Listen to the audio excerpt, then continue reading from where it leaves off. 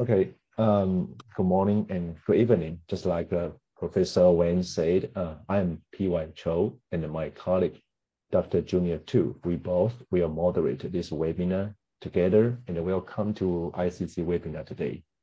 Dr. Phuong Nguyen is an associate professor of surgery and serves as chief of pediatric plastic surgery and the director of craniofacial surgery at McGovern Medical School at the University of Texas Health Science Center at Houston, UT Health. Professor Phuong Nguyen completed the residency in the PRS at UCLA and was trained by renowned craniofacial surgeon, Professor Henry Kawamoto. And then he completed a fellowship in pediatric craniomaxillofacial surgery at SickKids in Toronto, Canada. His clinical and research interests include CLAP, craniosynostosis, orthodontic surgery, and facial re-examinations. A first-generation Vietnamese American, Professor Phuong Nguyen is also highly active in international outreach and global surgery. He has volunteered on reconstructive medical mission since 2004 and has traveled to Vietnam, India, Honduras, Mexico, Peru, and so on. In particular, he has developed a partnership with the Vietnam National Children's Hospital in Hanoi, Vietnam, where he visits annually to develop their craniofacial program and expertise. He has co-founded an NGO, Nguyen Reconstructive International, to help improve platforms for delivery of global surgery and increase the transparency and the collaborations amongst humanitarian groups in Southeast Asia. So today, we are so honored to have Professor Phuong Nguyen with us to present the topic global surgery and building craniofacial programs. Also, three important and experienced CLAP surgeons are invited to the panel. The first one is Dr. Chang from Utah. The second is Dr. Bernard Tansipak from Philippines NCF Foundation, and Dr. Lan from Hanoi, Vietnam. So it's time to have Professor Phuong Nguyen. Please, professors. Well, thank you, PY, for that very, very nice introduction. I'm honored to be here and honored to see everyone's friends new and friends old. Let me share my screen. How does that look? That's okay. It's good. Okay, let me. Okay, we're good to go. Okay, very good. Well, thank you everyone who's made the effort to join us. As PY had mentioned, the talk today is to discuss a little bit about what global surgery is, and specifically building craniofacial programs.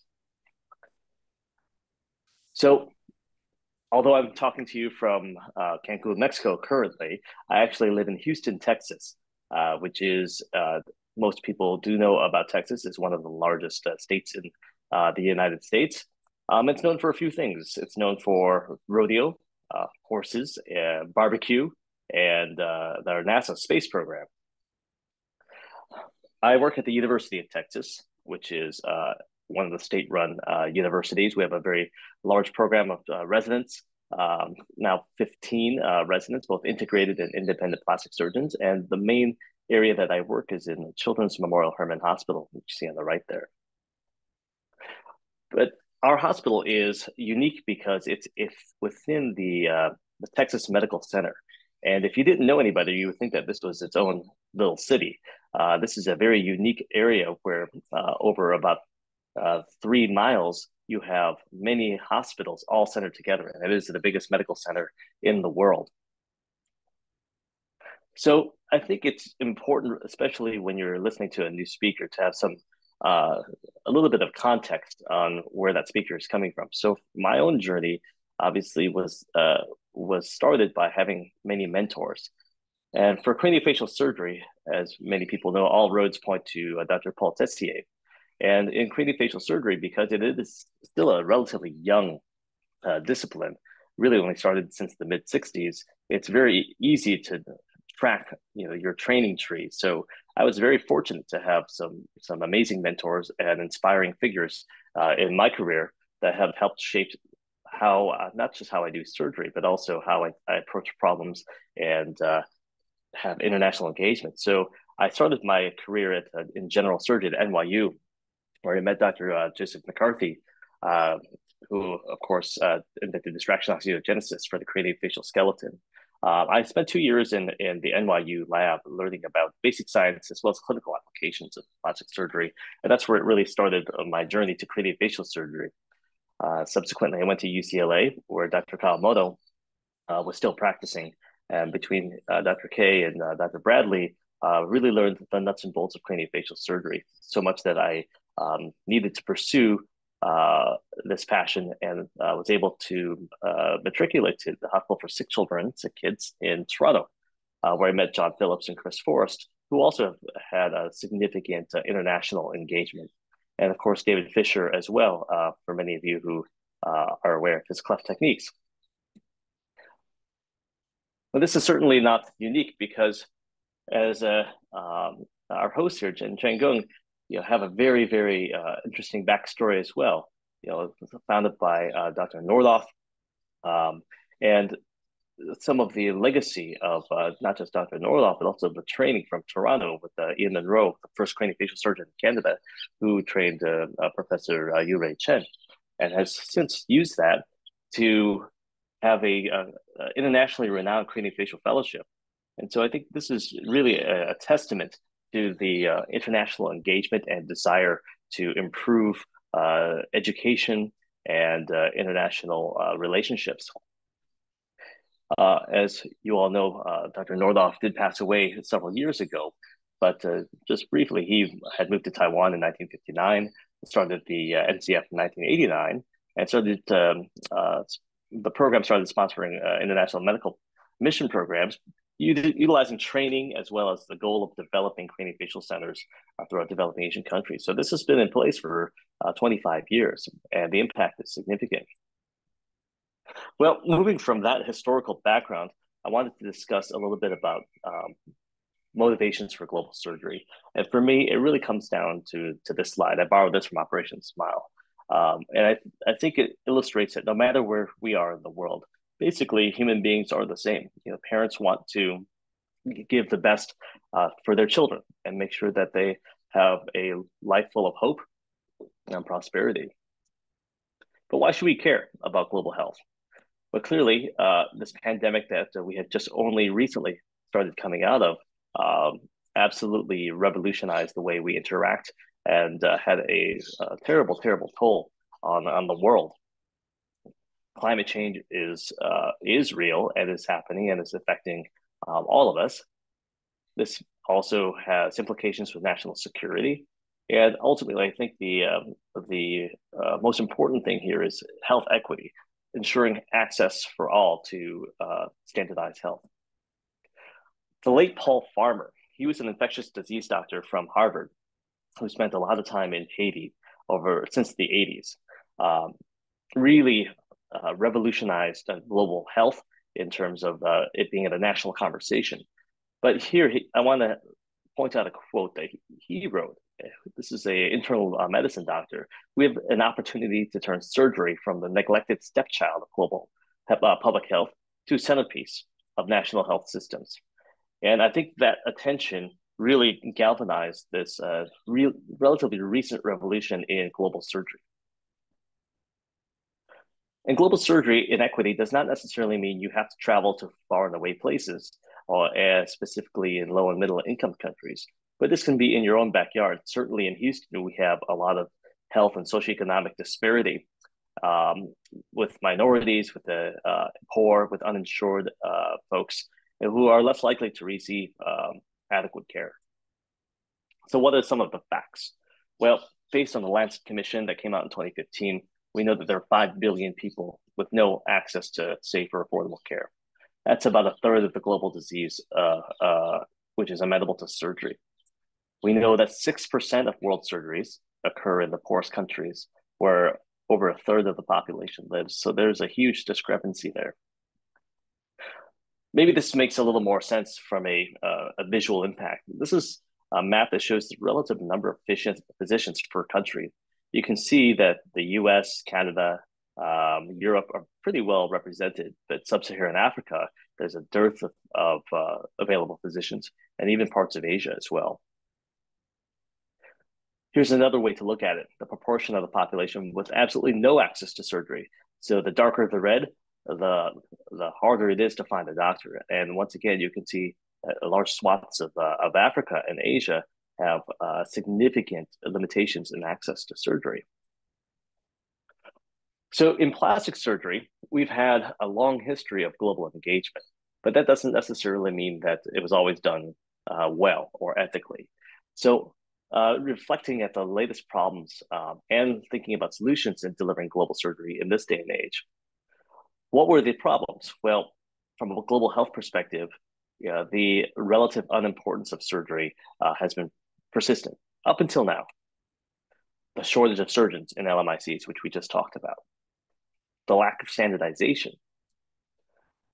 This is a critical part here, the failure to understand the local situation, because deploying the exact same model in one country does not necessarily translate to success in another country without understanding the local situation. Coordination is paramount, and some responses to humanitarian crisis are somewhat disorganized sometimes. Now, this is actually an article that's now 19 years old, but I think there's still some relevance to this. There's a lot of enthusiasm for Western surgeons to volunteer and to quote unquote give back. However, being a volunteer does not necessarily mean that you're qualified to do that job. And I think that's a very, very important distinction. The idea of foreign teams versus local teams and where do you invest? It takes a lot of resources to bring someone from a Western country to a LMIC to do an operation that can be done much more cheaply and much more efficiently with a local team.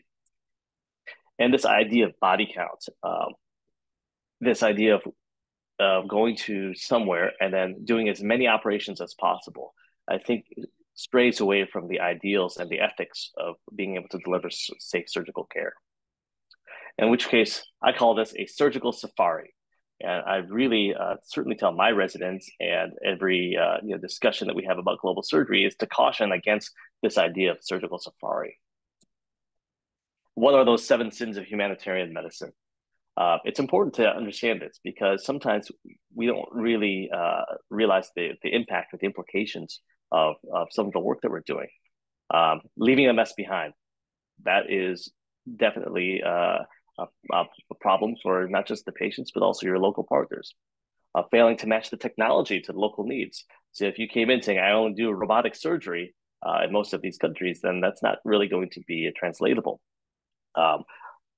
Sin number 3, a failure of NGOs to cooperate and help each other. And I think even to this day, we see this time and again because of poor transparency or communication. And there are a lot of drivers for this. This is not a simple solution. Failure to have a follow-up plan, allowing politics or training or other distractions to trump the goal of actually delivering standardized healthcare to these patients.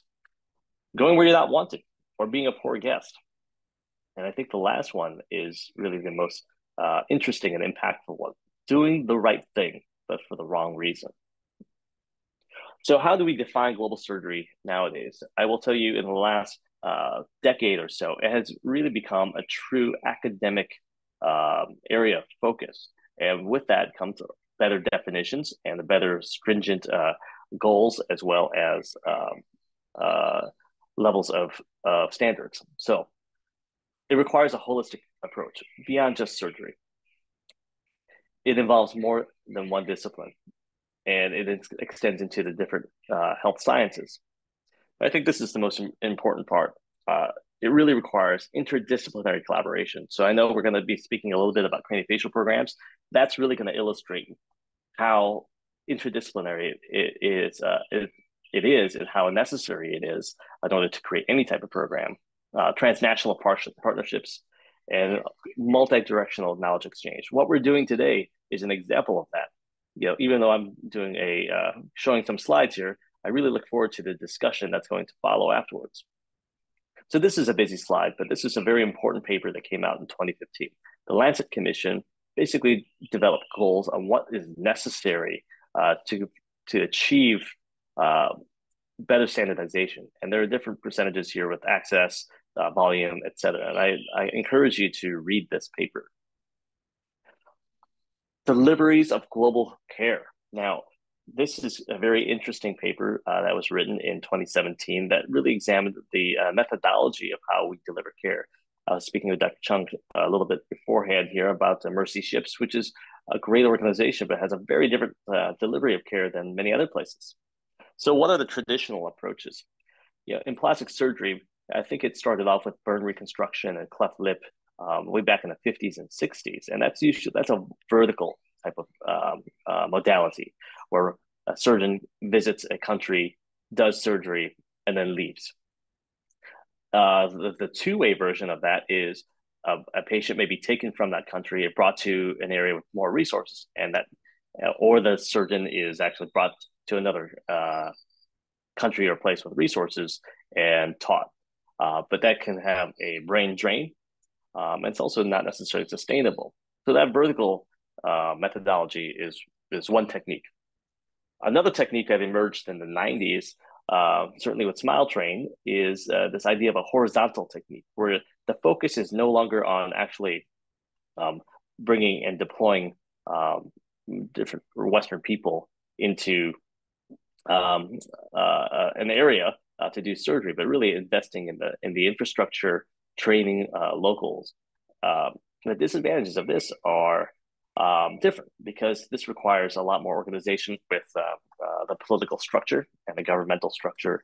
From a NGO fundraising perspective, it's not quite as attractive as this idea of saying, your $100 is able to achieve 3 cleft lip repairs. And I think that is a very real concern when you're on the other side of an NGO trying to fundraise. So what would be the better way to do this? And I think this is really appropriate for an academic center, this idea of a diagonal approach. And that involves teaching residency programs, creating an academic culture, creating infrastructure, and also ultimately increasing surgical capacity. And it really does have to be bidirectional.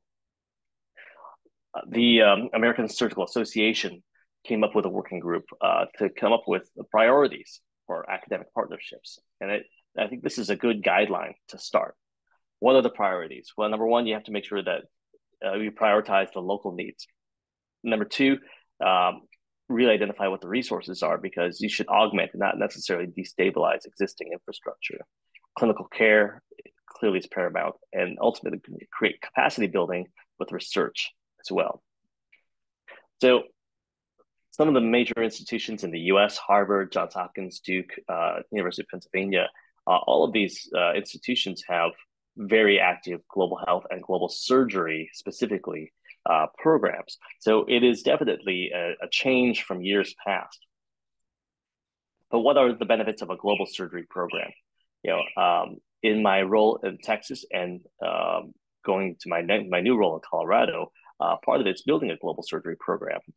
And what does that mean? That's so resident and student recruitment, because there is a lot of interest amongst young people to engage internationally. Increasing cultural competency, basic fundamental skills of how to interact and engage with our friends internationally. Increasing surgical exposure, disease, around the world is not necessarily always the same. And ultimately, it can benefit our own populations by increasing interest in underserved populations. We looked at the U.S.-based medical schools and the plastic surgery programs and found that only about 22.8 to 23%, or less than a quarter, of our residency have any global surgery opportunity. So the majority of trainees really don't have any chance to engage and take part.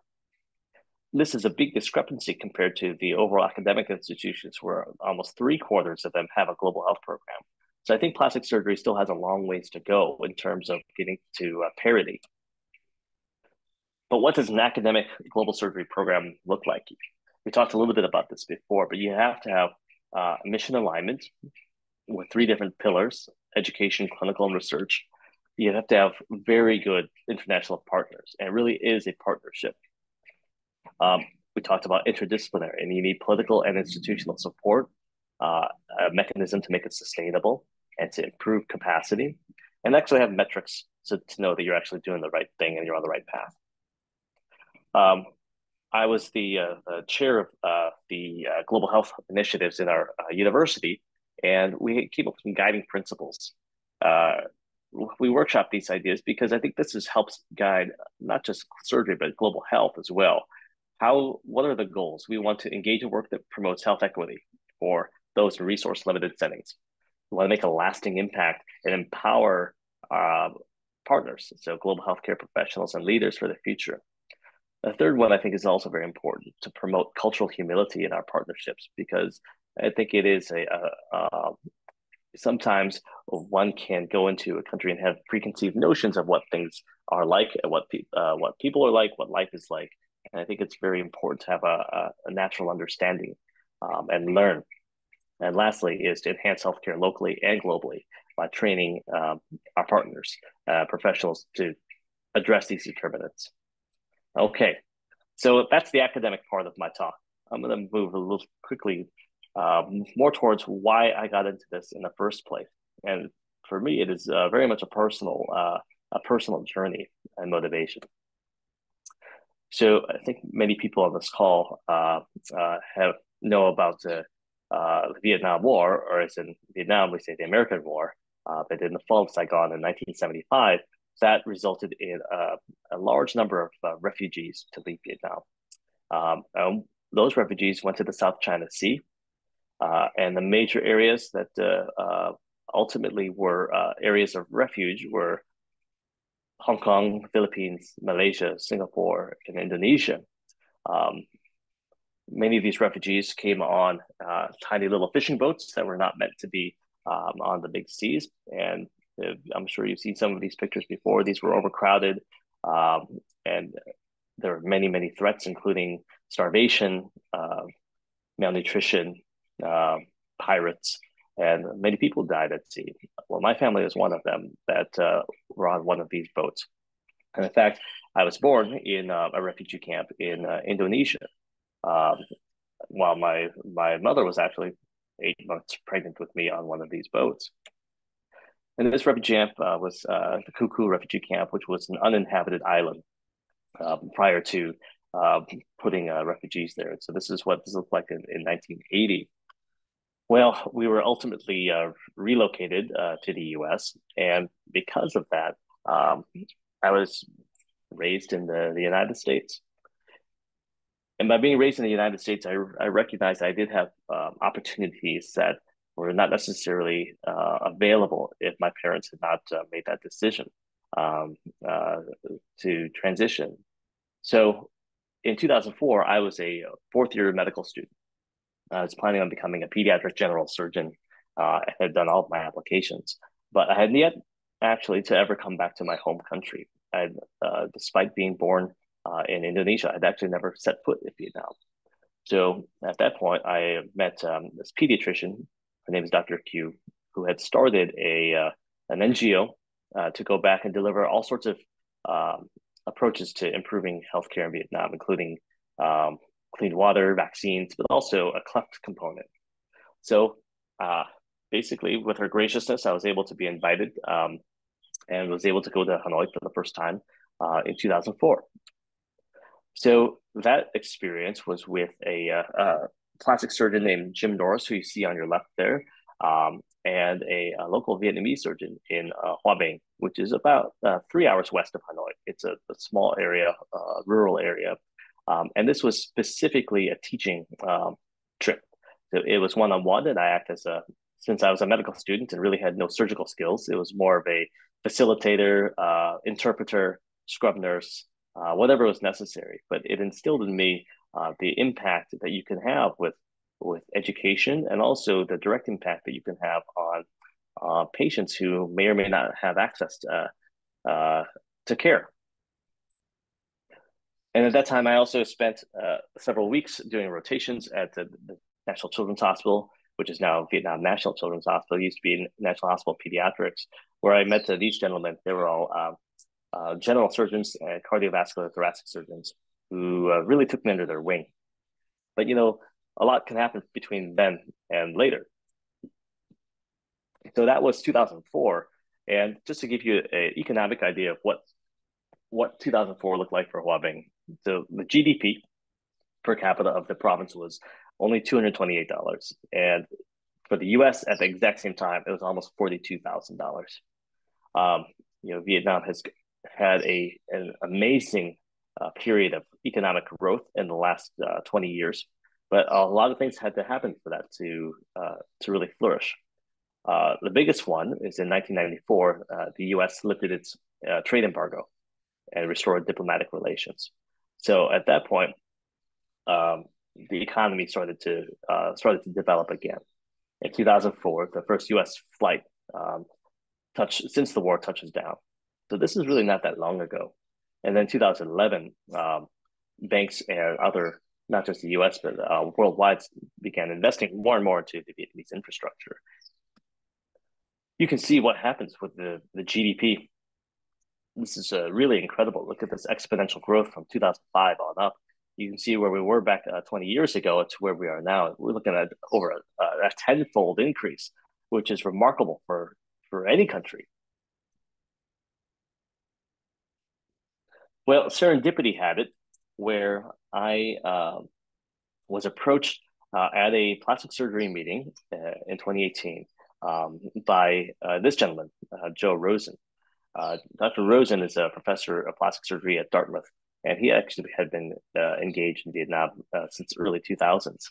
And his group was called RICE, the Reconstructive International Cooperation Exchange, and basically had developed this model where he would bring various experts in plastic surgery to do one-on-one teaching and side-by-side cases with Vietnamese partners to develop various specific complex reconstructive types of care, everything from brachial plexus to microtia, etc. So I was fortunate that he invited me along for this trip. So in 2018, after 14 years of not being back in the country in Vietnam, I saw a huge amount of change. Between that time, I had gone on and received surgical training. I'd become an attending and had engaged in countries all over the world, but I had not yet been back to Vietnam in this capacity. And it looked very different. There's new skyscrapers. It really was a mix of old architecture and brand new architecture. And we worked in 3 main hospitals: Vietnam National Children's Hospital, where Dr. Lam currently works; Hồng Ngọc Hospital, which is a private hospital and one of our sponsors; and Việt Đức Hospital, which is the busiest trauma hospital in Hanoi. Just a quick idea of what VNCH does. It's a tertiary referral hospital. It's the only national hospital in the country. It gets a third of its referrals from Hanoi, but 72% referrals from various provinces. So you can see it actually has a catchment of almost 40 million people. Really the northern half of Vietnam. And this is what it looked like in 2018, certainly going through a time of transition. And after 14 years, some things looked the same. These were the exact same operating rooms that I had rotated as a student. I will say since then it has been updated, but when I first arrived, it was exactly the same. This is Việt Đức Hospital. You can see that they're maximizing resources by reutilizing every square inch of available room space for patients because the volume is overbearing. But this was really what struck me, looking at just because you see an area of maybe lower resources, the quality and the technical ability of these surgeons was incredible. We have craniofacial surgery, facial trauma, microsurgery, here's facial paralysis, lower extremity. So really the full gamut, highly complex operations. And clearly, the skill set was incredible here, but to making the best out of relatively more limited resources in some other countries. So here is an example of our group on screening day. You can see Dr. Lan here on the right, representing oral and maxillofacial surgery. Dr. Tom is the head of craniofacial surgery and plastic surgery. And doing the regular screening, which is familiar for most people who've done any type of international work. But I think the key here is, and once it's doing, when it comes time to doing cases, it really is a side-by-side partnership. And for our group, for me, I do speak Vietnamese, and it is important that it is not me bringing a team to do the work, but it's really being a facilitator. So we see our partners are doing the operations together, and over time that builds. Just a few clinical examples, because this is a plastic surgery facial talk. So this is a child with Seyfried-Schützen syndrome. You can see the copper beaten appearance of his skull due to just intense intracranial pressure. And we didn't have, we had limited resources. I had a few absorbable plates, but everything else was with sutures. That's all that, we do things the way that were initially developed, but you could still get a good operation. And we were able to open up his intracranial volume. Here is 3 months later. This is a young lady who had Cruzan syndrome, who actually intellectually was completely normal, was tracheostomy dependent because she had severe obstructive sleep apnea. And you can see she also is proptotic. Her main concern was that she had never gone to school because she didn't look the same as the other kids. And so she had a posterior vault distraction prior by another team. But at this point, the bigger concern is getting her off the tracheostomy and getting her facial proportion to be more normalized. We suggested a Lefort 3, but of course we didn't have any distractors. So after some emails and phone calls, KLS, the company, was very gracious and overnighted this to us from Germany. And we were able to put these internal Kawamoto distractors on. You can see a profound difference surgically after a year of distraction. And again, this was really due to the success of our partners and the Vietnamese surgeons helping to enact this protocol.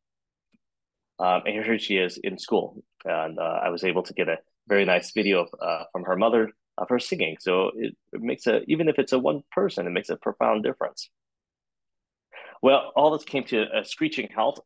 Everyone on this call knows that COVID completely changed the world, but specifically in terms of international engagement, by the mere fact that you couldn't travel, it became a big problem. So how do we re-engage from this?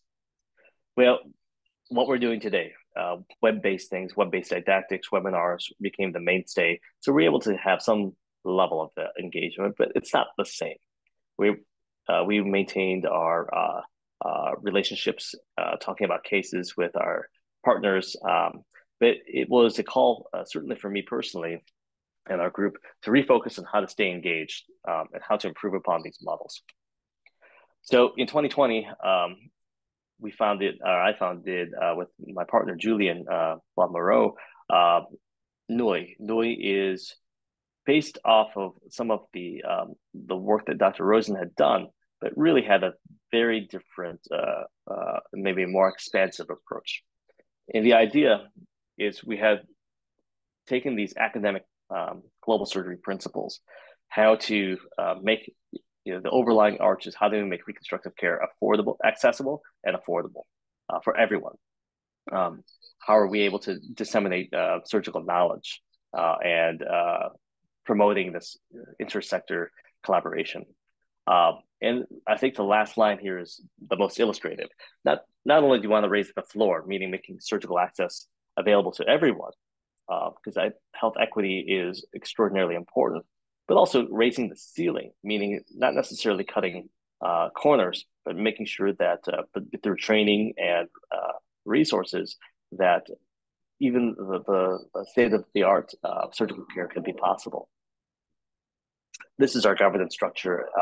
Julian, you see on the right. Chris Runyon is the program director and a craniofacial surgeon at Wake Forest. He's on the bottom. He also speaks fluent Vietnamese, which is very helpful. Minh Anh has been very, very helpful for us administratively, and Ola has helped us with finances and marketing. But after many, several years of this distant global engagement, we were finally able to organize a trip 1.5 years ago in March. At this point, Hanoi was still going through a surge in COVID. We were, to my knowledge, the first international group back in since the start. As you can see, it was sometimes a painful experience because we had to get swabs almost every day. And it was a much smaller group. Normally, we would have anywhere between 25 and 30 volunteers, and this was just a core group of necessary folks. We quarantined for a couple of days and engaged, rather than doing standard screening, this was all done virtual, despite the fact that we were still in country. But we were able to make it happen. You see Dr. Lam here bringing the patients in. So this is representative of 3 departments, plastic surgery, oral maxillofacial surgery, and ENT.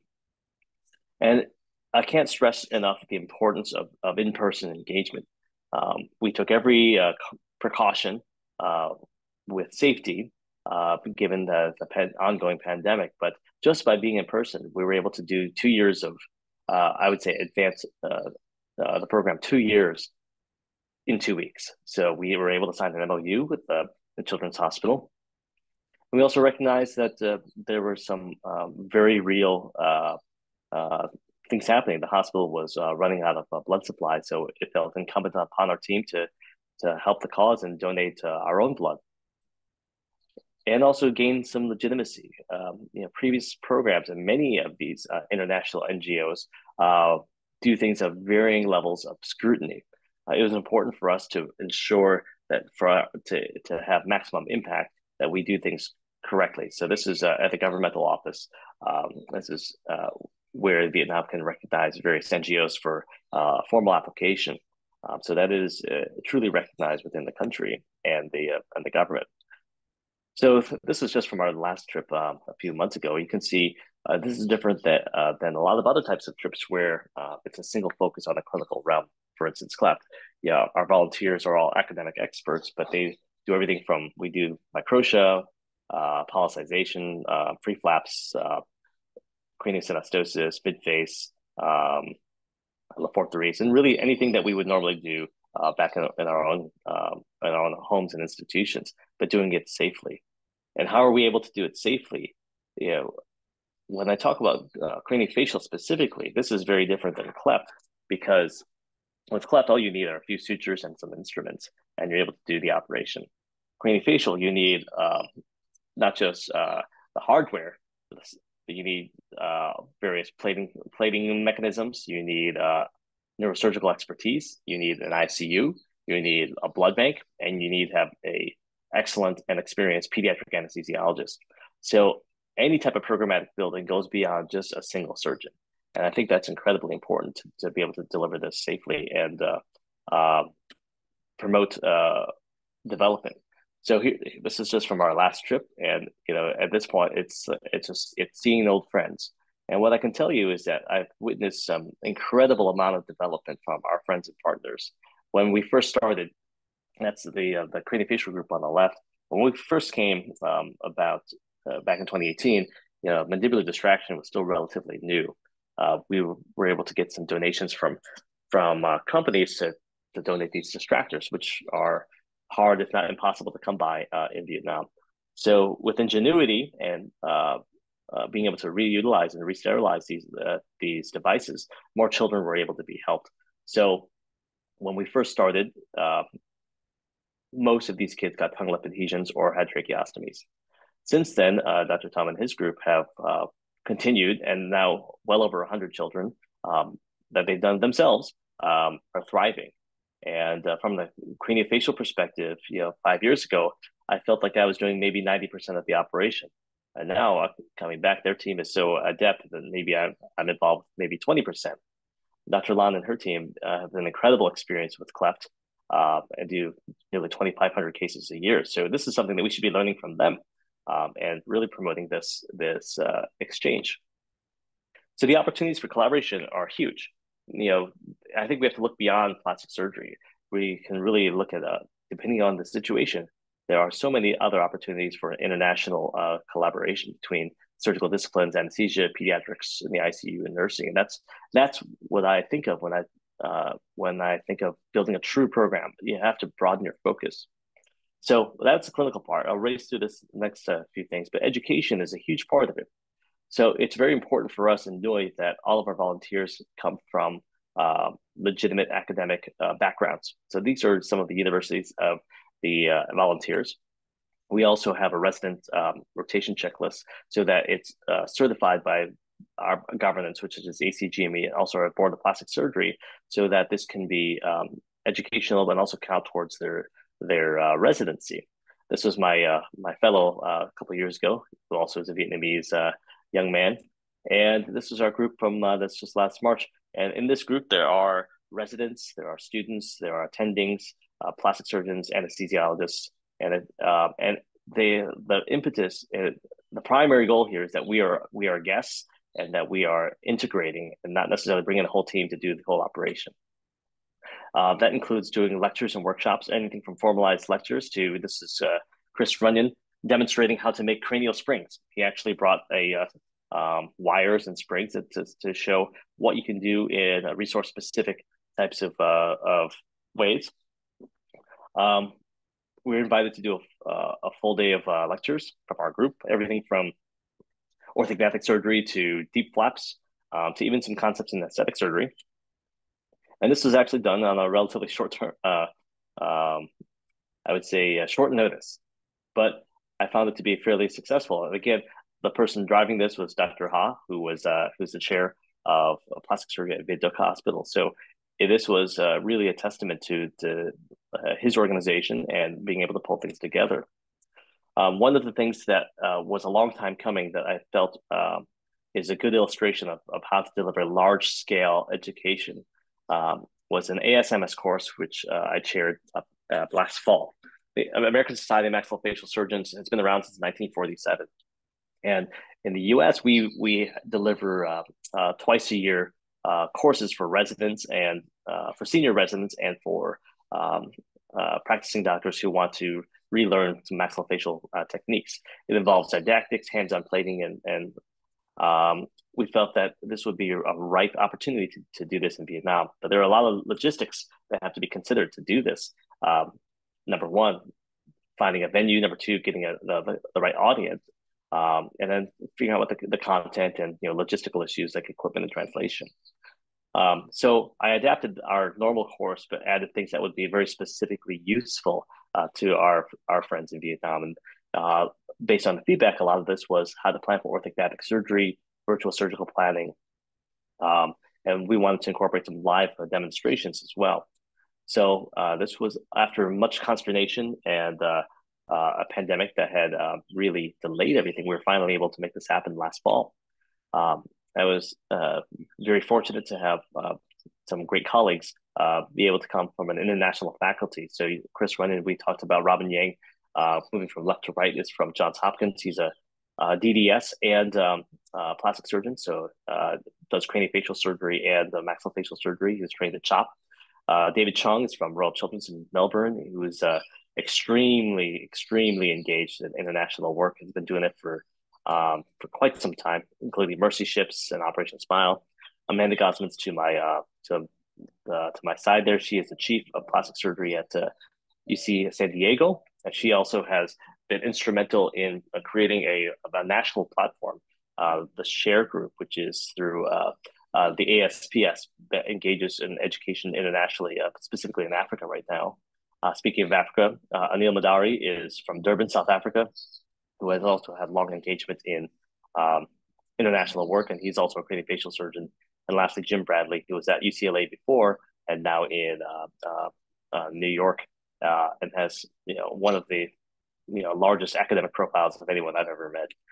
But through this, we've had live surgery, orthognathic surgery, and cleft lip. You can see there's Dr. Lan assisting Dr. Chang, and this was all televised and edited. Did standardized lectures, but the lectures were targeted not just necessarily a routine lecture, this is how I do things. It was a thoughtful way of saying this is how we might be able to do things in this country with what's available here. And so we had a robust number of attendees. You could see some narration of the live surgery, demonstrate the principles. We also demonstrated how to do orthognathic planning with volunteers. We had fracture planning, and we're able to do hands-on plating exercises. And over 3 days, we had 21 lectures, 2 live surgeries, and 182 attendees. And these come from all over the entire country. So at the success of that course was based on looking at what the local resources and needs were. Nearly everyone had increases in their knowledge and confidence. They all recommended the course. And of course, what makes me feel very proud is that almost everyone reported an increase in interest in craniomaxillofacial surgery. And this was the course there. Research, this is a fundamental aspect which has traditionally been neglected. And I think this is the area that we're going to see the biggest growth in the next probably 5 to 10 years. So a few years ago, we were able to get a Plastic Surgery Foundation grant to look at the epidemiology of craniofacial pathology using SMS technology. This was driven by one of my students, Rotem Kimia. And since then, we've co-written papers with our group, including the discussion of mandibular distraction period band, which is going to be presented at ISCFS, the International Craniofacial meeting this September. This ASMS abstract was just presented at ACPA. And so what are our next steps? Well, Vietnam has been my passion, largely for those aforementioned reasons, but we've only been really working in one area. So now we've started developing some relationships in Ho Chi Minh City with the Children's Hospital 1 and City Children's there to help develop their craniofacial programs. And again, it has to come with understanding what's the experience so far, what are the resources, what's needed to make the next moves. So you can't necessarily apply the exact same paradigm from one hospital to another. I think it really requires a needs assessment. One word on impact. So the president of the China Medical Board and my former dean of our medical school, Barbara Stoll, happened to be in Vietnam last year, and she noticed that she was discussing nursing education, but she found that in their promotional materials, the work of our group. So clearly, I think being able to establish some type of presence has increasing dividends as other people continue to work with the same groups. And lastly, what about beyond one single country? It could be regional, it could be international. I had the opportunity to visit Egypt, in Cairo, Egypt, this last May, from an invitation from my friend Mamdou Abu Hassan, a very, very prominent cleft surgeon, to not only do an entire symposium of craniofacial lectures, but also to examine patients and strategize different operations and do some surgeries as well. And really, that was just as an initial run, discussing what are the opportunities here, what exists, what are the areas that need to be developed. And I think in my role, how do we facilitate bringing the right resources and the right people to help fill those gaps? So to promote effective partnership, I think you have to have co-development. It can't be unilateral. It cannot just be one side benefiting. It's the evolution of the local needs, because it changes.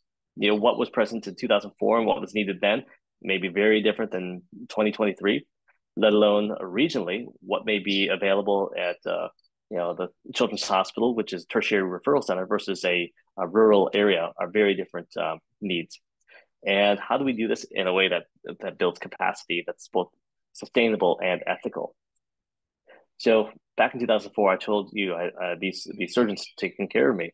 Well, this is before Facebook and Instagram and all of our social media, but one of my greatest joys is being able to continue back and meeting them again and maintaining our friendship even now, almost 20 years later, as we're all getting a little bit older and a few more gray hairs. But this is just one person's experience. I know the Chang Gung group and Professor Loh have been engaged with the same hospital and with Dr. Lan and her team for nearly 10 years here. So I stole this from Facebook, Dr. Lan. Hope you don't mind. But you can see here, this is back in 2016, visiting Chang Memorial Hospital. And so I want to conclude by saying thank you to PY. It's really been great to get to know you and establish our friendship. And I really am honored to have this invitation to lecture, to give a little bit of our experience. And I hope that we can continue discussing ways to continue to interact together and to promote the international collaboration and development of plastic surgery and craniofacial surgery. Lastly, I will actually be transitioning from Houston to Denver, Colorado as of next month. So I will be the chair of the plastic surgery department there. So everyone here is welcome to visit. I would love to host you. And this is my Instagram and my email. Thank you very much. Thank you so much, Professor Nguyen, for your amazing presentation. And also, I think it's a great honor to be able to say that, hearing this talk from you, it's amazing how you were able to contribute to so much of the programs, the courses, and even help make the partnerships possible. So congratulations on your great achievement. And next, I'd like to invite our panelists for some comments. So first, I'd like to invite Dr. Bernard Tensipak. Dr. Tensipak, would you like to comment? Yeah, hi. Thank you very much for inviting me to comment. Congratulations, Dr. Nguyen, on your very successful program. Actually, in the Philippines, we've been the recipient of safari surgery since the early 70s. So that was before I was born. And as you can see, because the safari surgery, we can actually compare the effect of safari surgery that was, how do you say it, had no education component, unlike your program. So, right now, when I came back from my training in Chang, it was an uphill battle because you could see here that the safari surgery changes not just the way education of plastic surgeons are done, but it also changes the perception of the diseases that are done in a safari surgery. For example, cleft lip and palate. It came to a point that in hospitals just maybe 2 hours away from Manila, I've had patients who were told that, oh, that surgery is done only during a mission, so we don't have any slot for that at this time. And I've had patients as old as 12 who had no surgery, and it changed the way the parents perceived the disease. And they told me, oh, we just waited for a mission, but none came. So we're here now, and the patient is 12 years old. It also changes the perception of the physicians taking care of disease, the pediatricians, the plastic surgeons. The pediatricians would tell the patients, oh, just wait, mission's gonna come sometime. The plastic surgeons, right now I'm having a bit of an argument with Smile Train because there are still safari surgeries being done in our country. And the local surgeons, having been exposed to the old way of doing cleft surgery, meaning safari surgery, they do their own safari surgery. And the Nordic Craniofacial Foundation ends up becoming the recipient of the morbidities of these cases. So when NCF started, there was a mission about an hour away from our center, and 40% of their cases had dehiscence within the first week. So I had about 80 patients that came in, and I had to get these children treated. And another issue in our country is the distractors. We had 2 neurosurgeons and who are well trained in distraction surgery in Australia. But the problem is I approached KLS in Hong Kong when we had this craniofacial meeting, and they refused to sell in the Philippines. So I need your help. Maybe you can help us. They told me, oh, we don't want to sell there. The bureaucracy is so bad. So all this time, I have no distractors. despite even with Dr. Salyer's help, he couldn't bring it in. So sadly, yeah. So I think you could see the here in our country, you could see the long-term sequelae of a long-term safari type of surgery, and it's an uphill battle trying to change. I think mindset is more difficult than changing the way people are thinking, the way the older ones are teaching. You know, it creates a barrier from preventing us moving forward. Thank you, Dr. Tensipek. That's first of all, thank you for highlighting these very important issues, because you're absolutely right.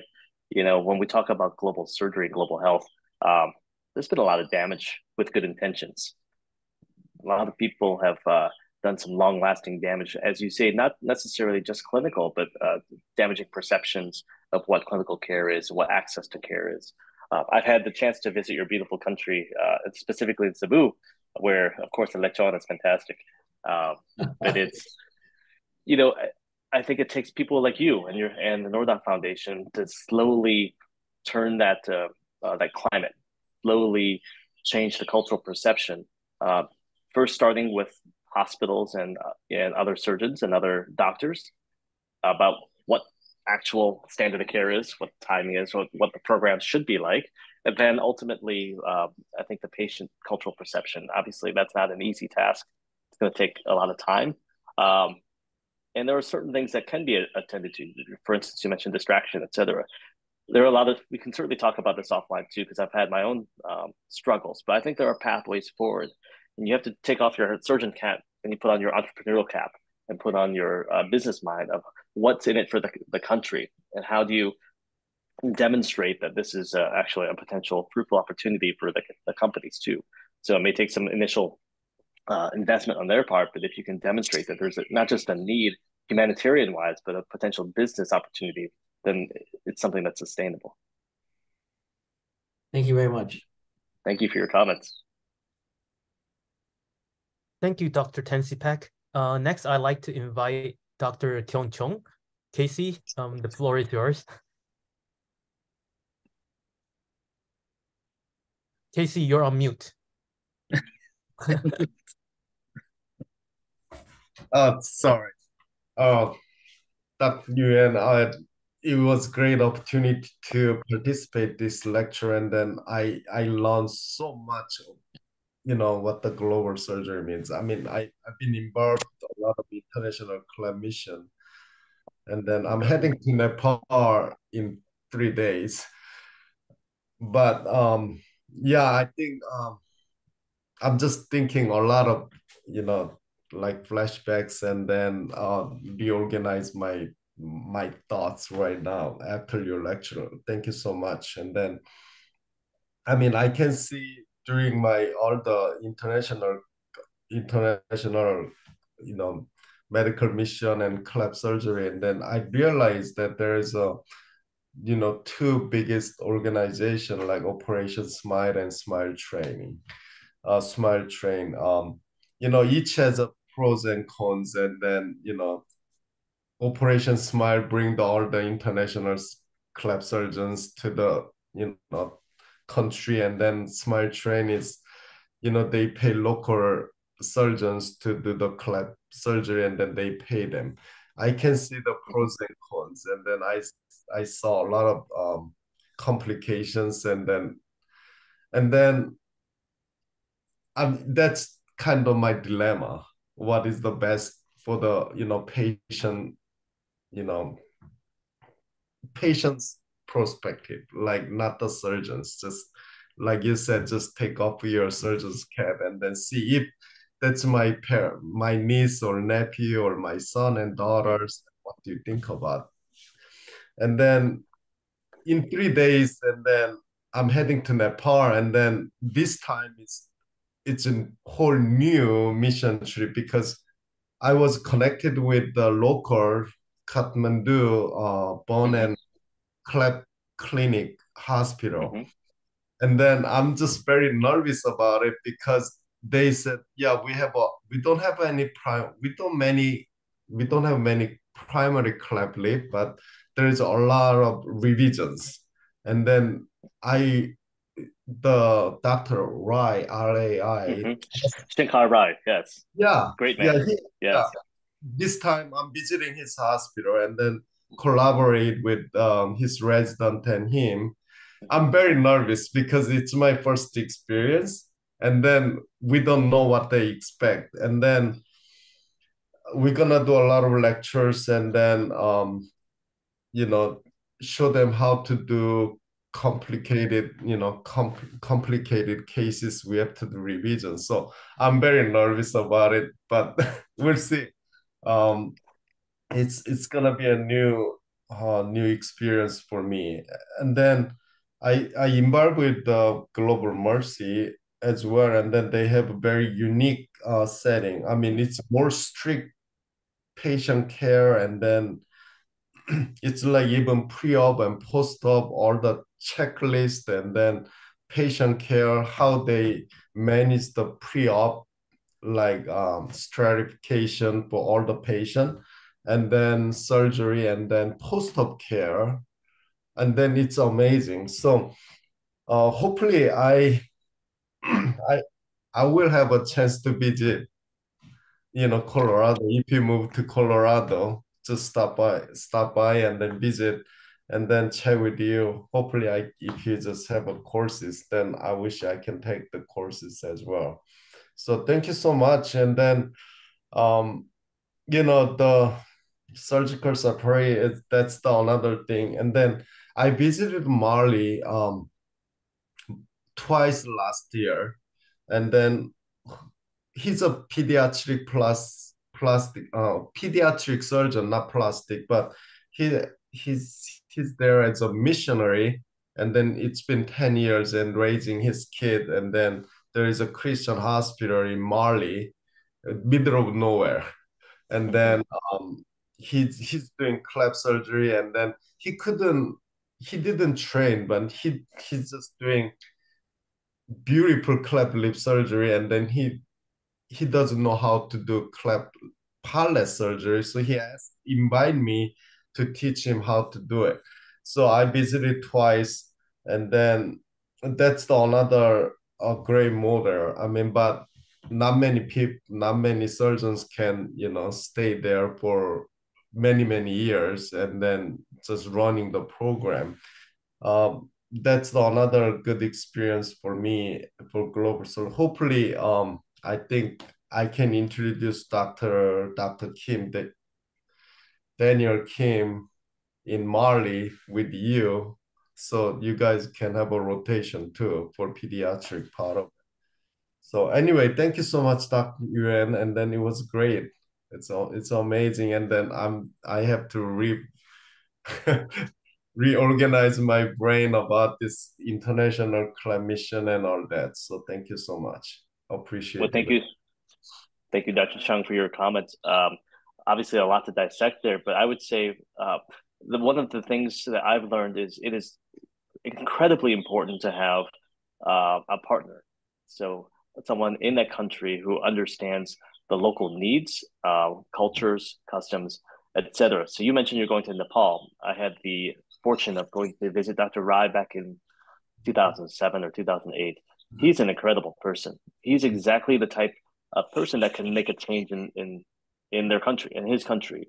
For those of you who don't know him or his story, he's a very humble man, plastic surgeon, but basically came from very low resources. Put himself through school, went through education with the help of Smile Train, and single-handedly has built a program in Nepal to have access to care for some of the poorest patients, bringing them from remote mountain areas to Kathmandu, and really having a basis of academic, rigor and standards. That is, that I would say is one of the biggest success stories I've ever heard. And when I was a resident when I met him, it's so inspiring. I think that's just one example of how it can be done well. But as you mentioned, you're going to do a lot of revision surgeries and basic cleanup surgeries. This is not uncommon for places. Dr. Tansipek was talking about this earlier, because a lot of times many groups that, there are so many different NGOs with different structures, but many times the most attractive thing is to bring someone in to do a surgery and leave. I would say that's still the majority of the cases. And in every single place I've ever been, talking to local surgeons and friends, they are really pissed off that they have to deal with all the complications. So I think that is an opportunity to change the paradigm and create better programs. And it changes not just by doing surgery; it's everything: the government structure, public perception, and bringing whoever is going to be participating. Make sure that they're good. Make sure that they are definitely well trained and have the ability to teach. I think that's just as important as it is finding your partner, as it is whoever you're bringing. If you're for my group, I make sure that every person on our group is an ambassador for us. That's what they are, and they have to not just have good intentions, but have to be well trained and be at the top of their league in terms of surgical skill and education. I think that's extremely important. Otherwise, you are diluting the product out there, and there's so many. We can talk about this for a long, long time. But I think there's a lot of different ways we can make things better. So congratulations to you and all your continued work. I would love to host you in Colorado. Please come by anytime. And hopefully we'll see each other soon. Sure. Thank you.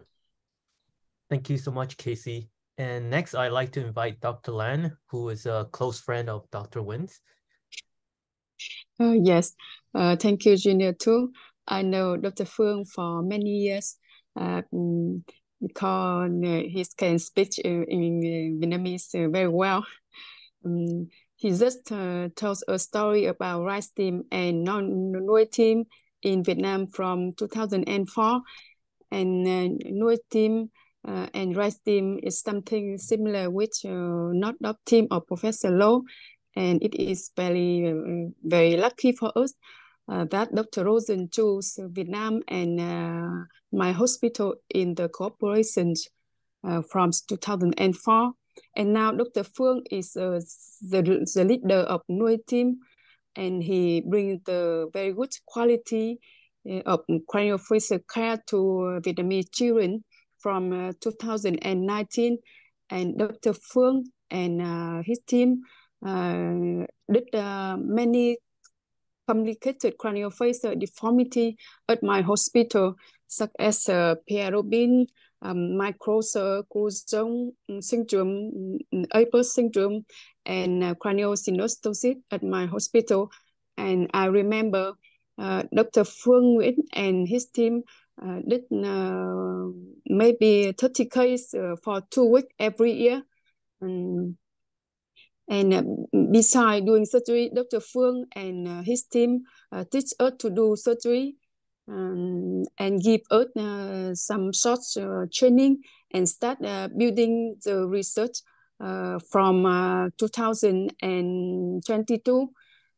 Dr. Phuong is very good, and he always asks me what I want to learn, and he gather good surgeons from all over the world and from America to the field I want to learn. And so I have only one question to Dr. Phuong about the schedule of nuôi team in Vietnam, in Hanoi and in Saigon in the following years. And how long will you stay in Vietnam in the next year? Thank you, Dr. Lan. First off, I just want to say thank you for being here. And I just want to highlight to everyone on the call how incredible Dr. Lan is. She is an amazing surgeon and human being. She cares so much about the Vietnamese children and her patients. And anything that our group has any success in has a large part because of her dedication and her team's dedication. So I want to just give my appreciation for all that you do. And you are really, I think, what pushes all these programs forward, and really the best example of what a good partner is. So thank you. As far as our group's work, we're, as you can see, expanding, because traditionally, and this is a challenge when you have an academic program, because you can't take time away for a long time. The universities start asking, why are you away for so long? But the goal is to have multiple prolonged engagements over the year. And part of that is having credible ambassadors on our part and to develop specific programs. So for instance, Dr. Nguyen, Dr. Chris is going to be spending 6 weeks in Hanoi next year. And he's developing an orthognathic team right now at Hong Kong and working on making more sustained programmatic development. We hope to bring Dr. Pat Sullivan back. He's going to do a large symposium actually on aesthetic surgery, because that is his specialty. He also trained in craniofacial, but the idea is that, one thing we haven't talked about here is, most people don't get paid very much to do reconstructive surgery. And most plastic surgeons around the world have to supplement their income by doing private practices and aesthetic work. And I think that's, an uncharted territory of how do we facilitate providing opportunities for education in that realm too, because aesthetic to reconstructive is, there's a spectrum, there's a gray zone. Reconstructive is not necessarily separate from aesthetic, and taking some of these principles, for instance, fat grafting, is incredibly important for optimizing outcomes. So we're strategizing different ways to deliver education in all forms of this, but also to identify ways that we can fundraise so that we can spend more time focusing on developing the reconstructive aspect. But I think they come together. So the short answer is I will see you in March, but we're going to be spending a lot more time, and I would like to invite you, Dr. Lan, to come to Saigon with us so that we can improve our relationships with the other hospitals and make life a little bit easier and better for our patients. Thank you, Dr. Phuong, for everything. You have our hospital and have surgeon at my hospital, many things. And we are looking forward the orthognathic program the next year of you and Dr. Chris. And I hope both of you can stay in Vietnam for a long time. Thank you. We will. Thank you so much, Dr. Lan. And last but not least, I'd like to invite Dr. Fayaz. Dr. Fayaz? Yeah. Dr. Phuong, very much inspiring presentation. I usually call person like you that these are restless souls. They do not work from 9 to 5. They want to create their own timing. And literally, it's very inspiring that you have been coming to Vietnam for many, many years. I would just like to share our own story. I came to Taiwan in 2002 and stayed there for a month. And then I came in 2004, 6, 8, 10, 12, 14, 16, and 19. We developed our cleft foundation in Pakistan, which is CLAP, Cleft Lip and Palate Association of Pakistan. And we have been greatly helped by Luda Craniofacial Foundation. Professor Langelo, Professor Philippe Chen, and other friends from Chang Memorial Hospital have visited us in 2004, 5, 7, 9, 11, 13, and 15.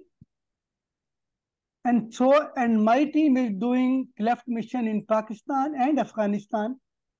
And on this Friday, we finished our 199th cleft mission in Pakistan and Afghanistan. And we have a small hospital in Lahore, which provides free surgery. We provide speech therapy. We provide free audiology services. And we provide NAM and cleft orthodontic services to all our patients and totally free.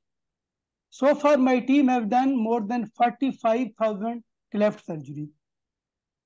And we have documented our experience. I just published a book with Springer, Surgical Actors of Cleft Palate and Palatal Fistula, which is 109 chapter book. 56 were written by me and 53 by Professor Philippe Chen, Professor David Chang, Dr. Edward, and Dr. Shadli from Egypt. I do realize the importance of taking a cleft mission to a new place. where you do not know the local dynamics. And it's literally a great responsibility on the visiting team to do everything under ethical condition, under safe condition. I still remember when I did my first mission, we were 5 people going from Lahore to Karachi. Now, whenever we do a mission, we move as a 55-member team. We have plastic surgeon, we have anesthesiologist, we have OR paramedic staff, we have nursing staff, we have supporting staff. And just to share, our anesthesiologist can anesthetize the patient in 1 minute, starting from IV line to the intubation. So we are so tuned for the cleft work, and we usually run 7 tables with 6 surgeons, and we usually do 50 cleft patients every day in a mission. But because we are a very regular team, we know each other, everybody knows their job, we do not have any language barrier. So that's the beauty of our team, and we published our paper, Model Humanitarian Cleft Mission in PR's Global Open in 2015. And this paper was awarded Best International Gold Collaboration Award. So I would like to congratulate you on your thinking, on your working, on your passion to support low middle income countries. And I'm sure very soon I will be able to work with you and learn from you how you start your work, how you help different organizations in the world. And I really appreciate your work. Thank you very much. Thank you, Dr. Perez. That is coming from you. Those are incredible compliments. Your work speaks for itself, and I congratulate you for everything you've done for your country and for the children, not just in Pakistan but in the area. I think you illustrate, again, you're an incredible example of success in terms of delivery of care, improvement of standards, and being able to do things on a large scale. But as you said, it requires familiarity with the team. It requires repetition. It requires understanding of local customs, language. All of these things are incredibly important. And, it takes someone like you to make a big difference in these countries. So congratulations to you and your team. Thank you. Thank you, Dr. Fayyaz, for your comments and sharing your experience. Now, before we conclude this meeting, I'd like to thank Professor Phuong Nguyen once again for your amazing talk. And thank you so much for coming on to ICC to share your experience with us. And also thank you to our panelists, Dr. Lan, Dr. Tansipak, and of course, Casey and Dr. Fayyaz for joining us tonight. And before we go to our group photo, I just like to tell everyone that our paper on ICC webinar, which is titled Return of In-Person Meetings, What Does Virtual Medical Conference Has to Offer, has just been accepted in the Journal of Plastic Reconstructive and Aesthetic Surgery. And I'd like to say a special thank you to Dr. Sil, Dr. Tansipak, Dr. Handa, and Dr. Fayyaz for their contributions to the paper. And thank you to all the ICC participants for joining us. And of course, special shout outs to those who help fill out the questionnaires. I'd like to give the floor now to PY for the group photo. Yeah, thank you, Junior. And thank you, Professor Phuong Nguyen. And thank you for your comment to give the so important speech for all our participants in ICC, especially you now are located in Mexico, not far away from Houston. And I got a very good news to know probably we can meet you in the coming year in ACPA in Colorado soon. Yeah, that's a very great news. And I would like to thank Professor Phuong Nguyen again and again. So he always delivers so important any message and knowledge to us, because the same like that Bruna already told, we have the same foundation of the Nodal Foundation in Taiwan, in the Southeastern Asia as well, and be guided by Professor Nodal. So the consistency is very important. So I'm jealous and very envy that Dr. Lan and Vietnam have always the long-term support by Professor Nguyen. So it's quite nice good location for. So I think it's very special because of its Vietnamese American generation to do like this kind of feedback and kind of return of a reward for your home country. It's quite nice. So I would like to invite all our participants to come and to show you a smile with us, and we can please give me a beautiful photo, give me a beautiful smile as well. Of course, I have to announce our next coming conference online. That is the 2 weeks later. The speaker is Dr. Andy Wexler. He's kind of a philosopher of the plastic surgery in the States, and he has a lot of passion to do the mission as well. And Andy's topic is the global health from a surgical perspective. So looking forward to it 2 weeks later. So may I count to 3 and we can have a group photo together. 1, 2, cheers. Thank you very much, all my friends. And good morning and good evening. And especially thank you our speaker, Professor Phuong, and our 3 panelists, Dr. Casey, Dr. Lan, Dr. Tensi Pak, and our always friend, Dr. Fayaz. Thank you. Have a good night. Thank you, everyone. Bye. Bye Thank you, everyone. Bye bye, See everyone. Professor you. Handa. Thank you, Iki. I thank you, Zikai. Thank you, Easy. Have a good day. Have a good week. Have a good every time in Mexico. Bye-bye. Thank you. Bye bye. Bye bye. Bye-bye.